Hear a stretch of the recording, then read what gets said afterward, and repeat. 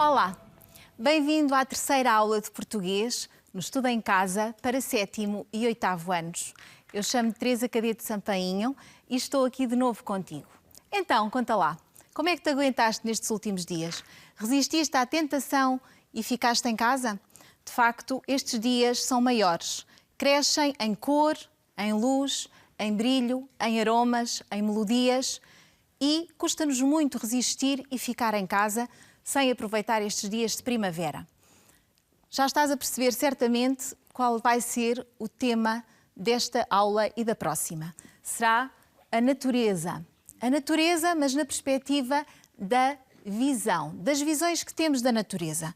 Porque cada um de nós valoriza aquilo que a sua individualidade, que as suas vivências lhe trazem. E assim acontece também com os pintores, com os escritores, com os escultores. Portanto, o tema desta aula vai ser visões da natureza. Não penses que me esqueci do desafio que te coloquei na última aula. Ele vai ser necessário, vamos retomá-lo aqui, lá mais para o meio. Entretanto, visões da natureza fazem-nos pensar, visão, o sentido da visão, em pelo menos 3 verbos que estão relacionados com essa sensação. E esses 3 verbos são os seguintes: olhar, ver, reparar. Eu lembrei-me destes 3 verbos precisamente porque José Saramago, numa das suas obras, abre com esta frase. É no ensaio sobre a cegueira. Se podes olhar, vê. Se podes ver, repara. Consegues perceber facilmente que há uma gradação nesta frase, nestas 2 frases. Se podes olhar, vê, é como se tivéssemos uma lente a aproximar, a focar, como se fosse um zoom. Então vamos analisar estes 3 verbos e perceber o que é que eles significam. Primeira parte da primeira frase, se podes olhar. Olhar, quando nós olhamos, o nosso olhar é disperso. Abrangemos tudo aquilo que está ao nosso dispor. É abrangente, é global e é involuntário, porque nós estamos a olhar e não focamos. No entanto, vamos reter aquilo que mais nos diz, aquilo que mais valorizamos e por isso tem alguma subjetividade o olhar. Depois, o verbo ver. O verbo ver já implica uma aproximação, já implica foco, já implica irmos à procura de alguma coisa. Daí que até usemos a expressão muitas vezes, olha para isto, mas olha com olhos de ver. Para quê? Para darmos atenção aos pormenores. É aproximado, é focado, é atento, é intencional. Vamos à procura de alguma coisa. E por isso é objetivo. E passamos ao terceiro verbo, o verbo reparar. Se podes ver, repara. E repara é ir ao pormenor. É irmos já à procura de alguma coisa que nos interessou. E por isso, atento ao pormenor e interessado. Um poeta português, heterónimo de Fernando Pessoa, lá mais para a frente tu vais saber o que é que isto significa, dedicou muitos dos seus poemas ao olhar e à natureza. É Alberto Queiro. Vamos ver 2 excertos de 2 poemas de Alberto Queiro e vamos analisar de que forma é que ele vê a natureza e como ele valoriza o olhar. O primeiro excerto é este. Bendito seja o mesmo sol de outras terras que faz meus irmãos todos os homens, porque todos os homens, um momento no dia, o olham como eu. Eu escolhi este excerto porque este excerto tem aqui uma dimensão muito reconfortante.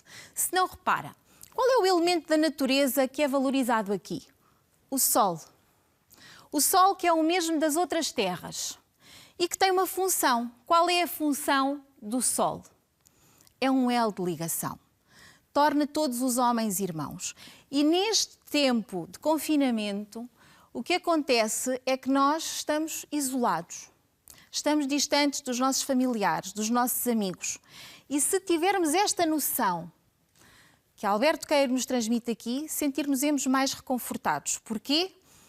Porque quando olharmos para o sol, saberemos que é o mesmo que o meu familiar, o meu amigo que está distante, que eu já não vejo há tanto tempo, também está a ver. E isto é válido para o sol durante o dia ou para o céu durante a noite. O outro excerto é tirado também do guardador de rebanhos e também é, de certa forma, reconfortante e ajuda-nos a passar para o tema seguinte. Da minha aldeia, vejo quanto da terra se pode ver do universo. Por isso a minha aldeia é tão grande como outra terra qualquer. Porque eu sou do tamanho do que vejo e não do tamanho da minha altura. Estes versos também são muito significativos nesta altura em que vivemos, porque normalmente eu falo por mim, vivemos em terras pequenas, muitas vezes temos a sensação de que estamos distantes, estamos longe de tudo aquilo que é importante. Se nos focarmos de outra forma, se tivermos uma visão mais abrangente, vamos perceber que da nossa aldeia, do sítio onde nós estamos, a visão do universo é exatamente a mesma que qualquer pessoa, noutra qualquer parte do mundo, tem. É uma questão de perspectiva. E tu que estás aí na tua aldeia, tens neste momento a possibilidade de fazer aquilo que as pessoas que estão na cidade não têm, que é ir aproveitar a natureza. Não te vais pôr em perigo a ti, nem vais pôr em perigo ninguém. E podes aproveitar estes dias de primavera. E eu sou do tamanho do que vejo. Muito importante este verso. Do tamanho do que vejo, do tamanho daquilo que sonho, daquilo a que aspiro, daquilo que projeto, daquilo que conquisto, não do tamanho da minha altura. E exemplo disso é o poeta que vamos estudar a seguir. Nasceu numa aldeia, já vais saber qual é, e tornou-se um dos maiores poetas portugueses. É Miguel Torga. Antes de vermos um pequeno vídeo, vais registar as questões a que deves responder no fim, já é habitual aqui nas aulas. Qual era o verdadeiro nome de Miguel Torga, onde nasceu, a que se refere Torga e o que simboliza esse apelido. Vamos então ver o vídeo.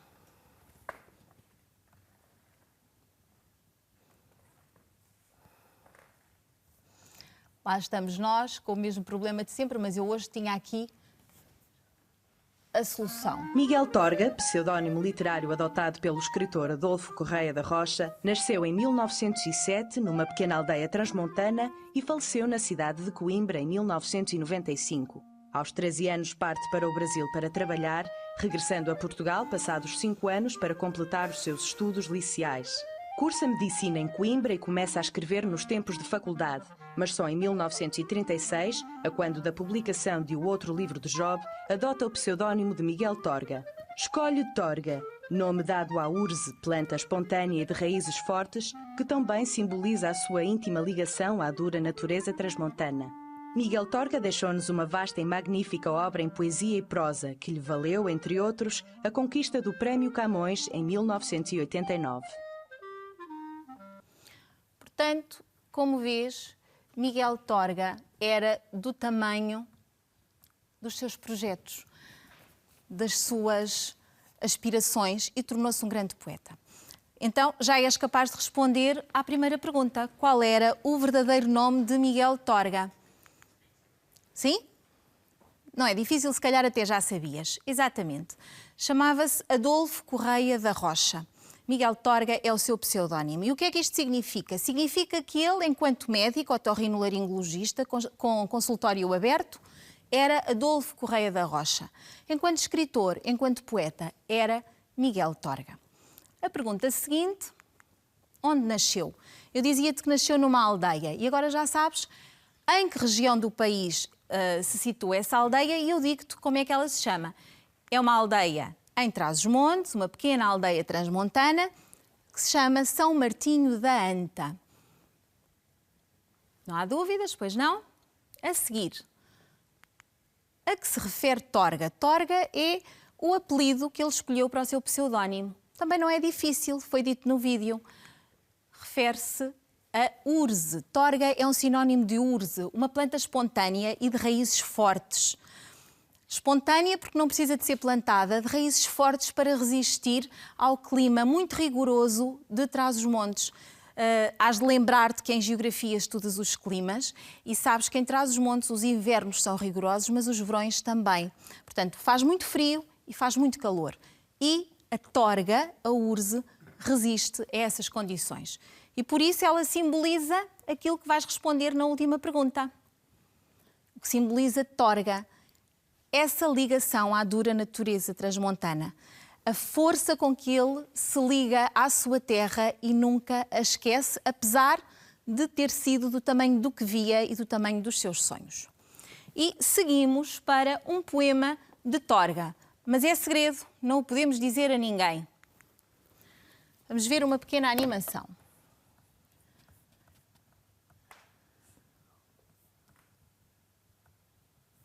Aqui está ela. Sei um ninho. E o ninho tem um ovo. E o ovo, redondinho, tem lá dentro um passarinho novo. Mas escusam de me atentar. Nem o tiro, nem o ensino. Quero ser um bom menino e guardar este segredo comigo. E ter depois um amigo que faça o pino a voar. Então, gostaste do poema? É muito simples e conseguimos perceber desde logo que este sujeito poético seria uma criança.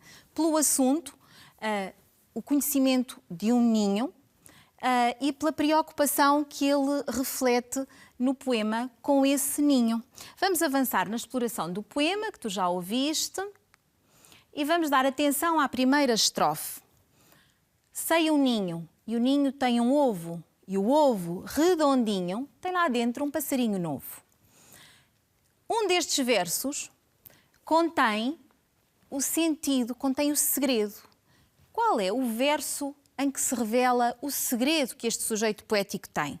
Exatamente, é o primeiro, sei um ninho. E atenção, que sei um ninho, que o verbo saber não está utilizado como nós costumamos utilizar. Será que isto significa que ele sabe fazer um ninho? Que ele sabe onde se encontra um ninho ou que ele sabe o que é um ninho?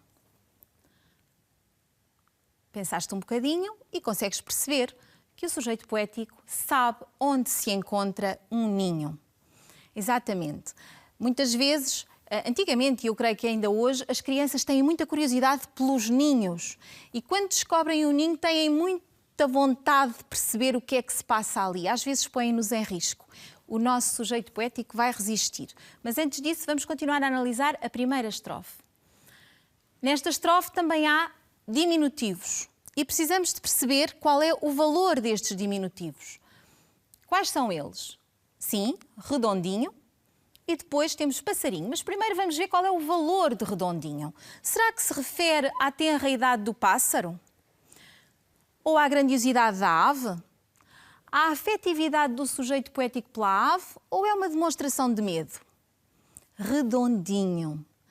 É, certamente, a afetividade do sujeito poético pela ave que está dentro daquele ovo redondinho. É uma ternura. E o outro diminutivo é passarinho. E passarinho também reflete a atividade do sujeito poético pela ave, mas tem outra dimensão. Passarinho. Não é um pássaro, é um passarinho. Porquê? Porque é de tenra idade, é novinho, é bebê, é pequenino. Vamos avançar no poema. E agora para a segunda estrofe. Estes meninos, que normalmente têm a tentação de ir à procura dos ninhos, têm mais tentações, tirá-los, vê-los, mexer-lhes e acabam por colocar em risco a vida do passarinho que há de nascer. Este menino tem essa consciência e diz: escusam de me atentar, isto é, escusam de me lançar tentações. Eu vou resistir. E quais são essas tentações? A primeira está no segundo verso, nem o tiro, não o vou tirar. E este tirar há de ter um significado. Qual é? Destruir o ninho, mexer no ninho, revelar onde ele está ou tirar o ninho do sítio. Tirá-lo do sítio, exatamente. Nem o ensino. E aqui também já é fácil, nem o ensino, não vai dizer a ninguém onde é que ele está. Para o proteger, exatamente para o proteger, porque tem receio que outros meninos como ele não resistam a esta tentação. Ele não vai revelar onde está o ninho. Vamos avançar e agora sim vamos retomar o desafio da última aula e vamos recordar as características formais do texto poético.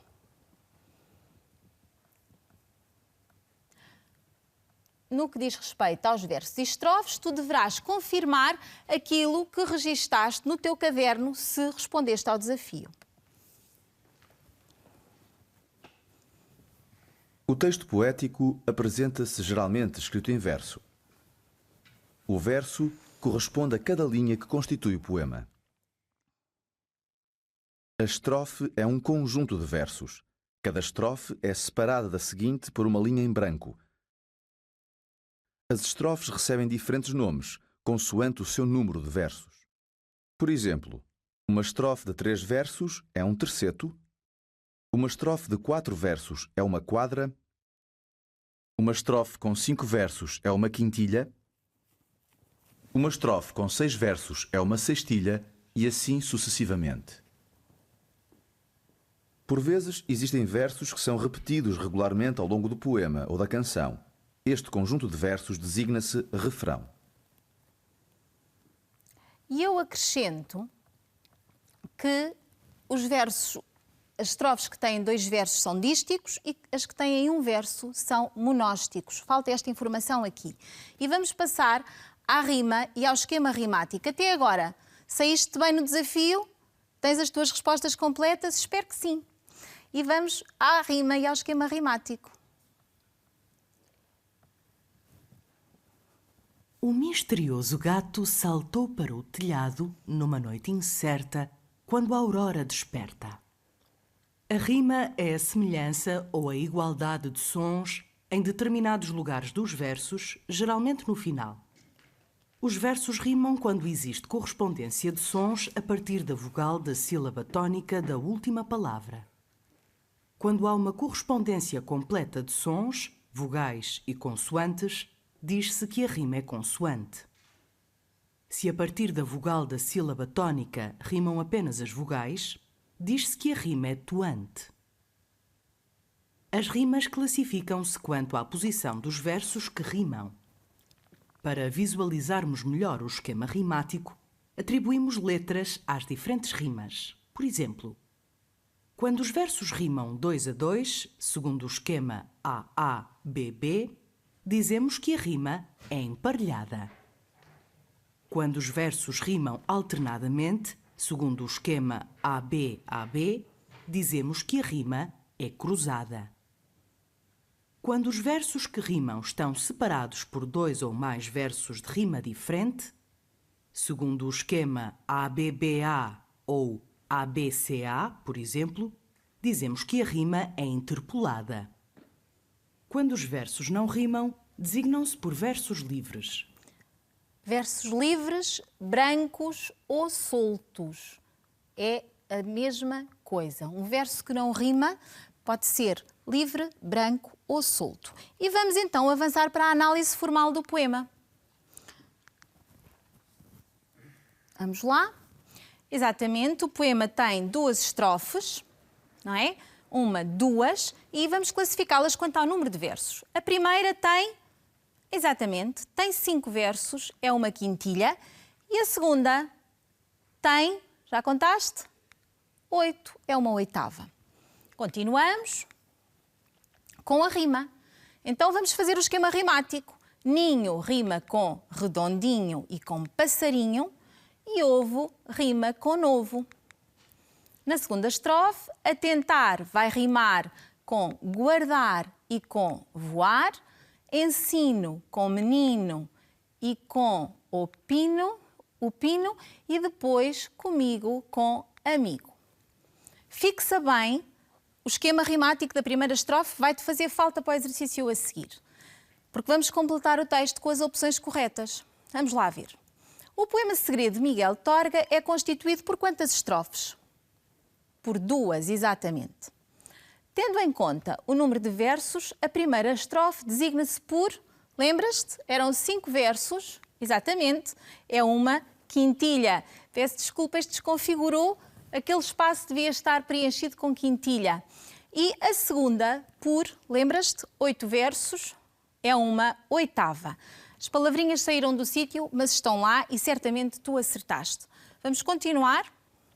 A primeira estrofe apresenta o seguinte esquema rimático. Lembras-te qual era? Lembras? Exatamente. Onde é que ele vai aparecer? Aparece no sítio certo. A, B, A, A, B. E a correspondência de sons é total. Rima consoante e rima vogal. Por isso estamos perante uma rima consoante. Nesta primeira estrofe não existe nenhum verso livre, branco ou solto. E vamos avançar. Vamos avançar agora para um novo desafio, tendo em conta os 3 verbos com que iniciámos a aula. Lembras-te? Olhar, ver, reparar. Vou-te dar alguns segundos, olha para este quadro. E aqui faço uma ressalva. Os meninos que não veem vão imaginar aquilo que nós estamos a descrever a partir da nossa conversa a seguir, está bem? Então, olha, já olhaste? O que é que retiveste daquela imagem? Olhaste de forma abrangente, global, mas subjetiva. Alguma coisa te ficou. Se calhar a cor, se calhar o objeto que está ali retratado, o predomínio do amarelo e o ser um vaso com flores. Agora vê. Vê e vais focar o teu olhar. Mais um bocadinho.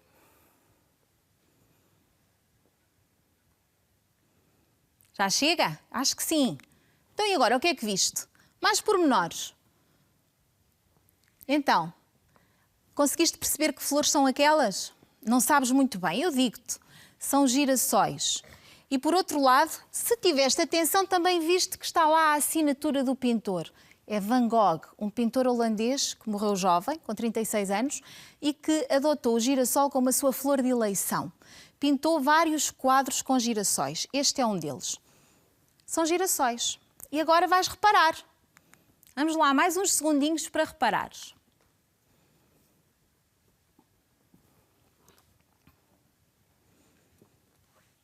Sim?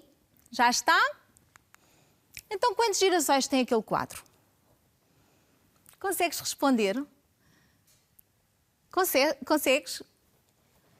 Contaste os girassóis daquele quadro? Se calhar não te lembraste disso. Então, eu digo-te que os girassóis são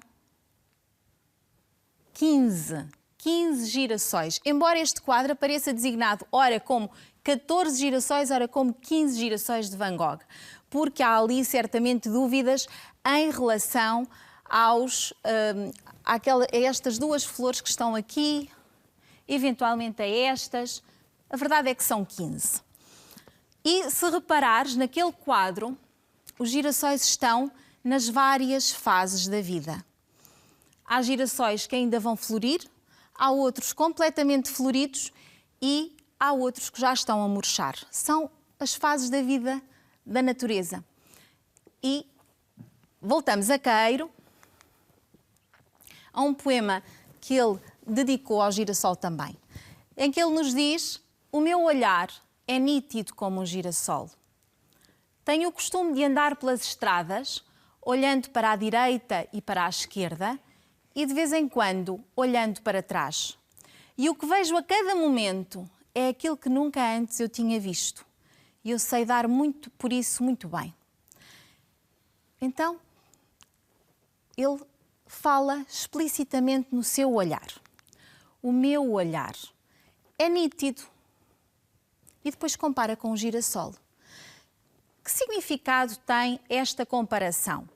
É nítido como um girassol, porque tal como o girassol, ele segue o sol, persegue-o. E é um olhar iluminado pela luz do sol. E por isso nítido.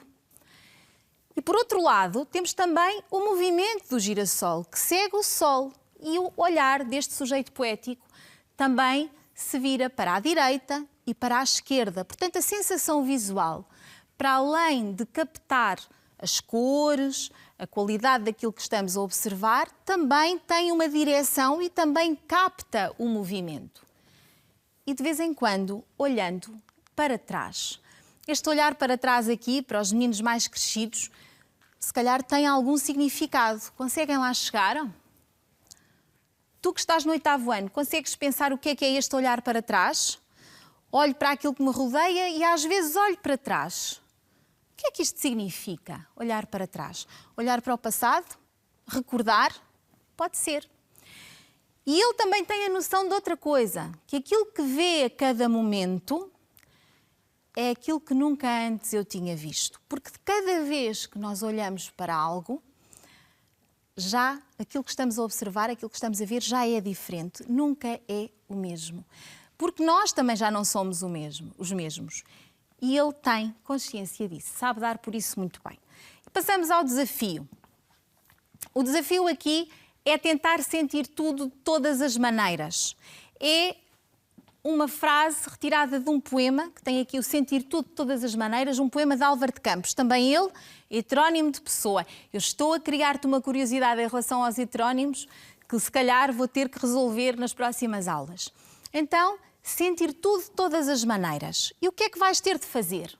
Vais ter de escrever 5 frases distintas, mas criativas, em que transmitas as sensações que experimentarias se pudesses sair de casa livremente. É claro que tu que estás numa aldeia, numa terra mais pequena, podes sair de casa e tens este privilégio de experimentar as sensações que a natureza te proporciona nesta altura do ano. Mas aqueles que não podem, têm a liberdade da imaginação. Podem fazê-lo sem sair de casa, dando asas à imaginação. E mais ainda, aqueles que não veem deverão fazer 5 frases, mas uma a mais, 2 sobre a sensação auditiva ou 2 sobre a sensação olfativa e eliminar a sensação visual. E aqueles meninos que não ouvem, que também nos estão a acompanhar, poderão fazer 2 frases com a sensação visual. Para estimular a tua criatividade, lembra que podes e deves usar os recursos expressivos. A comparação, a metáfora, a enumeração, a personificação, a adjetivação, aquilo que te parecer que fica bem. Será que és capaz de o fazer? Eu fico à espera e com esperança que me chegue algum trabalho durante este tempo que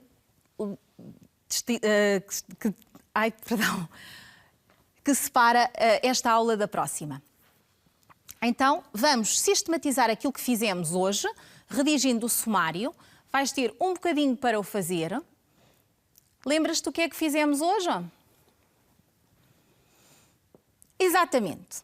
Fizemos a introdução ao tema da semana, que é Visões da Natureza. E nesta aula em específico, tivemos o título Girassóis e um Segredo. Girassóis e um Segredo porquê? Porque tivemos aquele desafio dos girassóis, que representam as várias fases da vida, que representam a visão de Van Gogh em relação à natureza e o segredo, a perspectiva infantil do ninho, de um ninho, o sentimento de proteção que aquele sujeito poético tinha em relação ao ninho. Explorámos imagens e textos alusivos a diferentes percepções da natureza.